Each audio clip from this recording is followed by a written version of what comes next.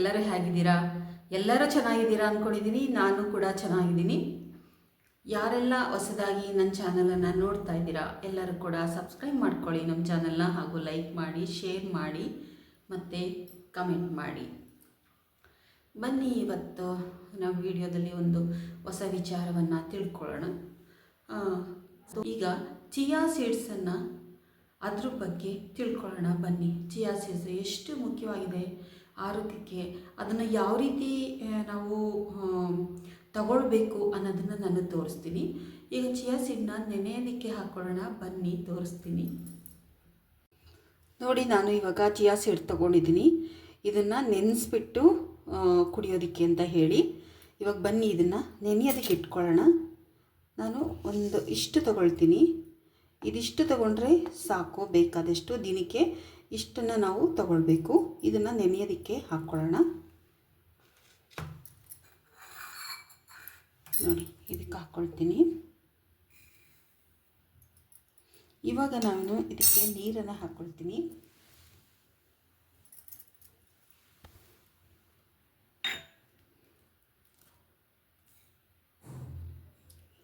ನೋಡಿ, ಇಷ್ಟು ನೀರು ಹಾಕ್ಕೊಂಡ್ರೆ ಸಾಕು. ಇದು ಚೆನ್ನಾಗಿ ನೆನೆಬೇಕು. ನೆನೆದ ಮೇಲೆ ಜಾಸ್ತಿ ಆಗುತ್ತೆ ಇದು.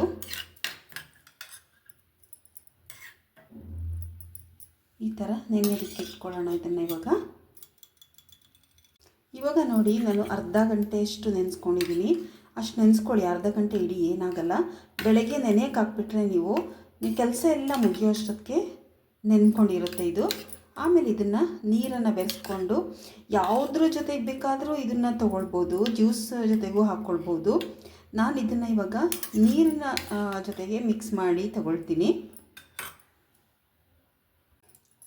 ಇವಾಗ ನೋಡಿ, ಅರ್ಧ ಗಂಟೆನೇ ನೆನೆಸಿದ್ದೀನಿ ನಾನು. ಎಷ್ಟು ಚೆನ್ನಾಗಾಗಿದೆ ಅಂತ, ಅರಳಿದೆ, ನೀರನ್ನೆಲ್ಲ ಹೀರ್ಕೊಂಡಿದೆ ಇದು.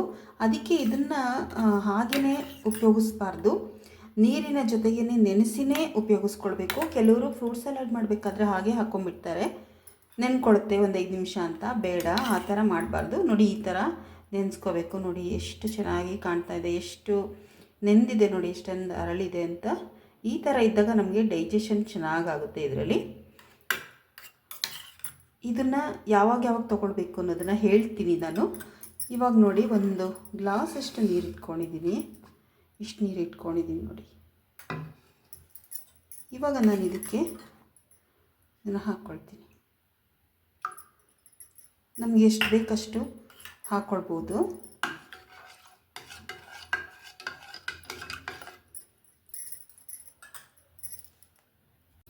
ಇವಾಗ ಏನು ಮಾಡ್ತೀನಿ ಅಂದರೆ ನೋಡಿ, ಒಂದು ನಿಂಬೆಹಣ್ಣು ತೊಗೊಂಡಿದ್ದೀನಿ. ಇಷ್ಟು ಹಾಕಲ್ಲ ನಾನು.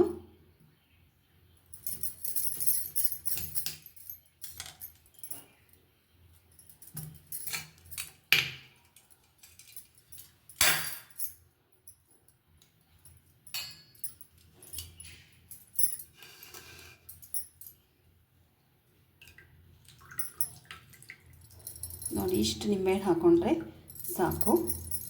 ಯಾವುದಾದ್ರು ಜ್ಯೂಸ್ ಮಾಡ್ಕೊಳ್ಳಿ, ನಿಂಬೆದೇ ಮಾಡ್ಕೋಬೇಕು ಅಂತ ಏನಿಲ್ಲ.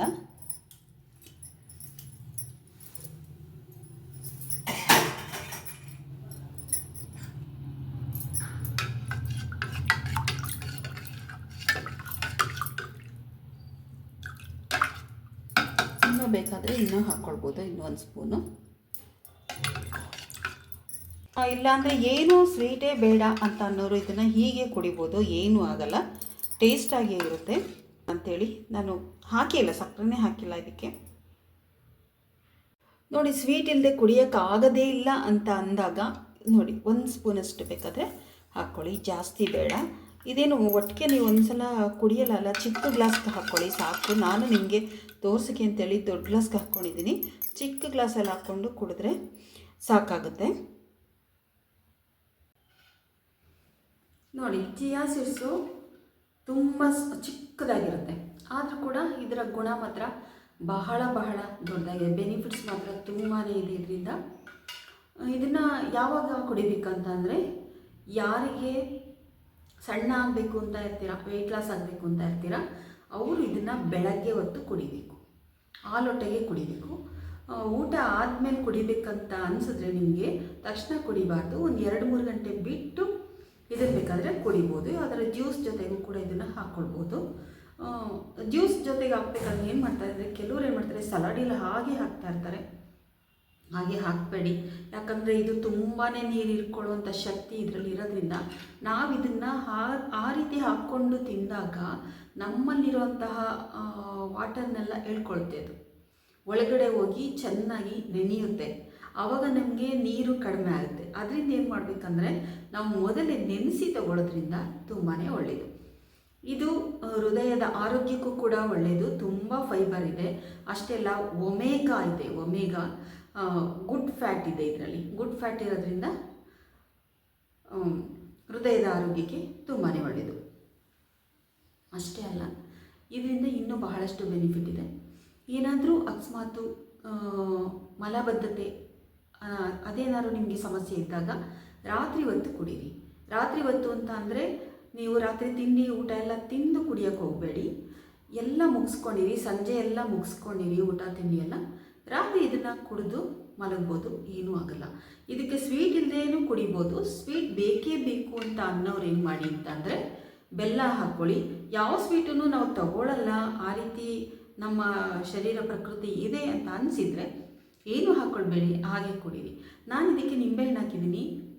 ನೀವು ಮೂಸಂಬಿ ರಸ ಮಾಡ್ತೀರಾ ಅದನ್ನು ಹಾಕ್ಕೊಳ್ಳಿ, ಕ್ಯಾರೆಟ್ ರಸ ಮಾಡ್ತೀರಾ ಅದಕ್ಕೂ ಹಾಕ್ಕೊಳ್ಳಿ.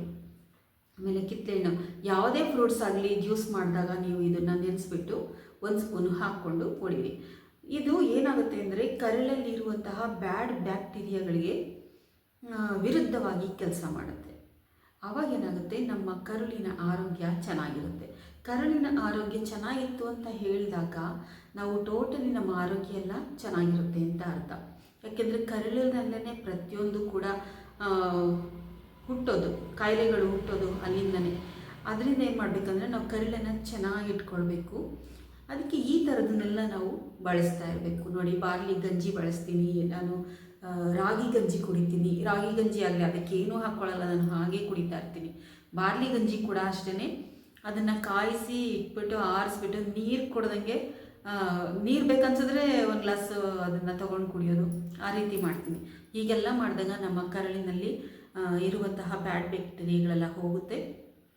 ಅಷ್ಟೇ ಅಲ್ಲ, ಗುಡ್ ಬ್ಯಾಕ್ಟೀರಿಯಾಗಳಿಗೆ ಇದು ಆಹಾರ ಆಗಿರೋದ್ರಿಂದ ಅವು ಚೆನ್ನಾಗಿ ಬೆಳೆದಾಗ ನಮ್ಮ ಆರೋಗ್ಯ ತುಂಬಾ ಚೆನ್ನಾಗಿರುತ್ತೆ.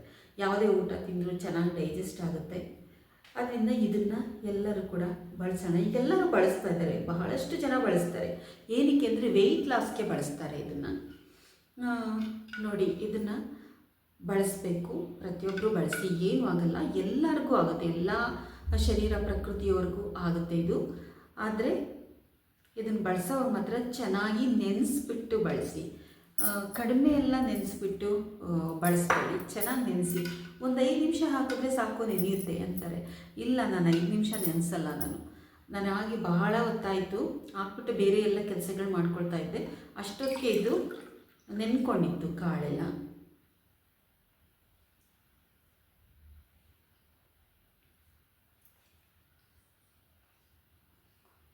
ಅದಕ್ಕೆ ಯಾವುದೇ ರೀತಿಯ ಟೇಸ್ಟ್ ಇರಲ್ಲ. ಈ ಕಾಳಿಗಿರ್ಬೋದು, ಸಬ್ಜಾ ಕಾಳಿಗಿರ್ಬೋದು, ಯಾವುದೇ ರೀತಿಯ ಟೇಸ್ಟು ಇರಲ್ಲ. ಆದರೆ ಬೇರೆ ಒಂದಕ್ಕೆ ನಾವು ಮಿಕ್ಸ್ ಮಾಡಿದಾಗ ಇದು ರುಚಿ ಅಂತ ಅನಿಸುತ್ತೆ. ಇವಾಗ ಇದು ತುಂಬಾ ಟೇಸ್ಟ್ ಆಗಿದೆ. ನಾನು ಸಕ್ಕರೆ ಮಾತ್ರ 1 ಸ್ಪೂನ್ ಹಾಕಿದ್ದೀನಿ, ಜಾಸ್ತಿ ಹಾಕಿಲ್ಲ. ಬೇಕಾದವರು ಅದನ್ನು ನಾನು ಹೇಳ್ಬಾರ್ದು, ಸಕ್ಕರೆ ಹಾಕ್ಕೊಳ್ಳಿ ಅಂತ ಹೇಳ್ಬಾರ್ದು ಅಂದ್ಬಿಟ್ಟು ನಾನು ಸಕ್ಕರೆ ಹಾಕಿ ತೋರಿಸೋದಿಲ್ಲ. ಯಾಕಂದರೆ ಅದೇ ಎಲ್ಲರೂ ಅಭ್ಯಾಸ ಮಾಡ್ಕೊಳ್ತಾರೆ ಅಂತ. 1 ಸ್ಪೂನ್ ಹಾಕಿ, ಸ್ವಲ್ಪ ಹಾಕಿ ಸಾಕು ಸಕ್ಕರೆನ. ಇಲ್ಲಾಂದರೆ ಬೆಲ್ಲ ಹಾಕ್ಕೊಳ್ಳಿ. ನಾನು ಸಾಮಾನ್ಯವಾಗಿ ಬೆಲ್ಲನೂ ಕೂಡ ಹಾಕ್ತೀನಿ. ಬೆಲ್ಲನ ರೆಡಿ ಮಾಡಿ ಇಟ್ಕೊಂಡಿರ್ತೀನಿ, ನಾನು ಕುಟ್ಬಿಟ್ಟು ಇಟ್ಕೊಂಡಿರ್ತೀನಿ. ಒಂದೊಂದು ಸ್ವಲ್ಪ ಸ್ವಲ್ಪ ಈ ಥರ ಎಲ್ಲ ಮಾಡ್ಕೊಂಡಾಗ ಬೆಲ್ಲಗಳನ್ನ ಹಾಕ್ಕೊಳ್ತಾ ಇರ್ತೀನಿ.